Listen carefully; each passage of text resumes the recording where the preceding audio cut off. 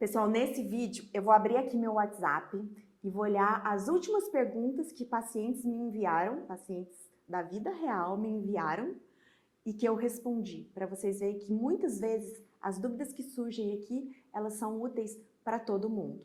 Vamos lá. Oi, doutora Aline, bom dia. Posso fazer depilação? Sim, pode fazer depilação. Essa paciente, em específico, ela já tinha terminado o tratamento e ela está querendo saber se ela pode fazer depilação do lado do braço que ela fez cirurgia na axila. Sim, pode fazer, não tem problema, desde que você use o material e que você já tinha hábito de usar anteriormente para evitar a reação alérgica, mas de uma maneira geral não tem problema fazer depilação, então esse é um bom ponto. E também não tem problema de fazer depilação em outras partes do corpo, porque depois da quimioterapia em específico, né, os pelos voltam a crescer, então a mulher, sim, tem que voltar, retornar com os seus cuidados do dia a dia. Vamos ver a próxima dúvida aqui de uma outra paciente. Oi, doutora Aline, desculpa o incômodo, não tem problema.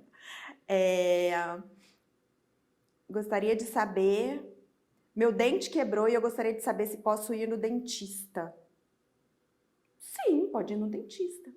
Só que é muito importante, pessoal, especialmente para quem está fazendo quimioterapia, e é o caso dessa paciente aqui, avisar o dentista que está em quimioterapia, que está fazendo tratamento, porque isso pode, muitas vezes, interferir no tipo de procedimento que o dentista vai fazer naquele momento e vai planejar, talvez, uma coisa mais invasiva para um momento posterior ao término da quimioterapia.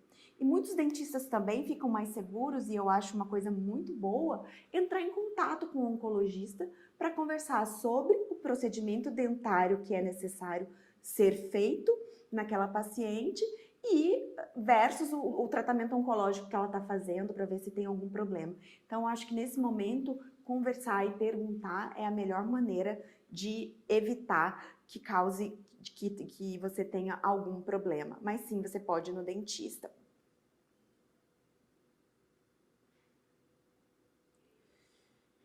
Deixa eu achar outra paciente aqui. Oi, doutora Aline. Que saudade! Não vou à consulta há 6 meses e gostaria que a senhora me enviasse os exames para que eu possa já levar os exames prontos. Ai, pessoal, vou dar até uma pausa porque isso aqui é muito complicado. Não dá para, numa pergunta de WhatsApp, eu saber todos os exames que o paciente precisa levar na consulta. Geralmente, a gente faz a consulta com o paciente, conversa com o paciente, vê o que ele está sentindo, e cada paciente a gente adapta e individualiza a necessidade de pedir exame. Então é muito difícil por WhatsApp, muitas vezes, a gente mandar pedidos de exame sem a gente conversar, ainda mais que o paciente que não vem à consulta há algum tempo. Então é muito importante a consulta, a conversa, o exame físico e depois a gente solicitar os exames de imagem. Então sabe o que eu respondi para essa paciente? Também tô morrendo de saudade. Agenda sua consulta que a gente vê quais os exames você precisa. Próxima pergunta.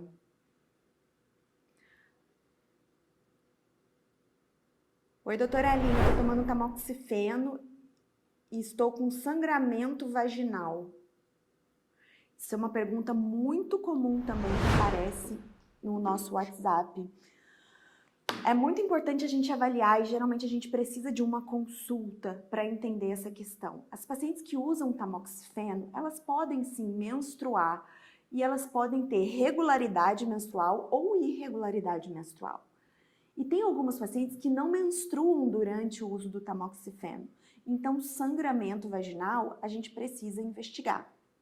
Então, simplesmente mandar uma mensagem e falar: oi, doutora, estou usando tamoxifeno e estou com sangramento vaginal. Dependendo do contexto, a gente precisa sim de uma consulta para entender como que é essa queixa e se a gente precisa ou não pedir exames para que a gente investigue esse sangramento vaginal anormal.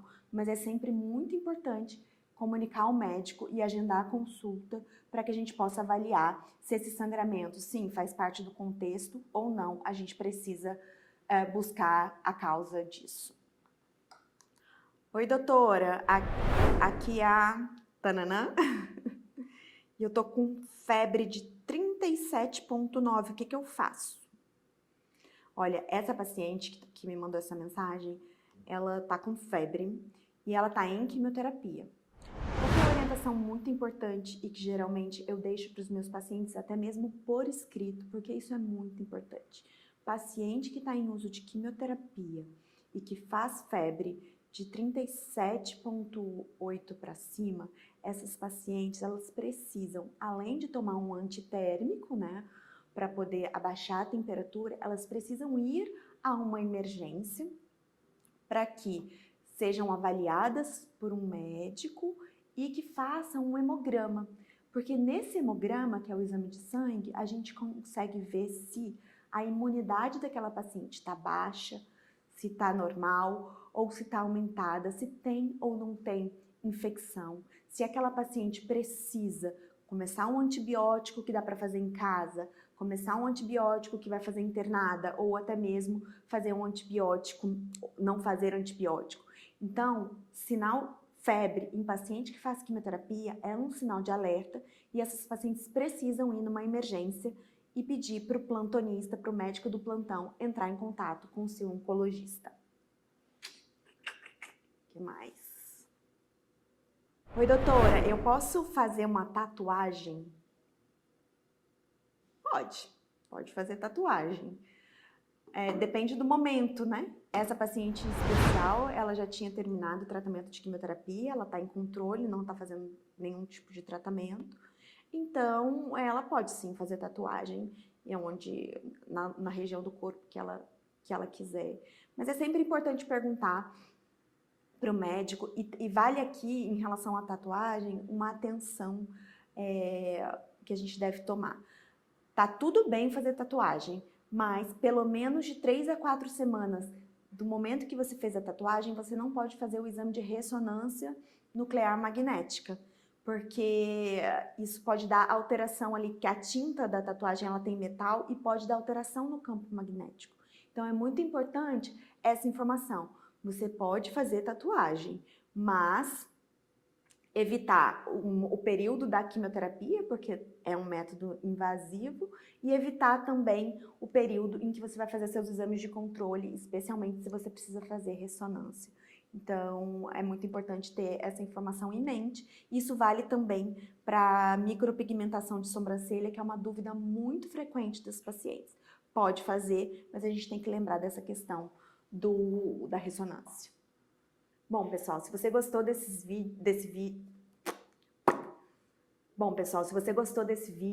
dessas dicas, dessas respostas de perguntas de WhatsApp, me conta aqui nos comentários. Se você acha que tem alguém que vai precisar ouvir essas dicas, compartilhe esse vídeo e deixa o seu like. É like? Pode ser. Tava legal, só. É que eu vou ficando muito blogueira, vai me incomodando. Não, mas ficou legal. E agora, como é que eu faço para voltar atrás? Só volta só nessa parte. Compartilha esse vídeo e deixe seu like. Então, se você gostou, compartilhe esse vídeo e deixe seu like. Isso,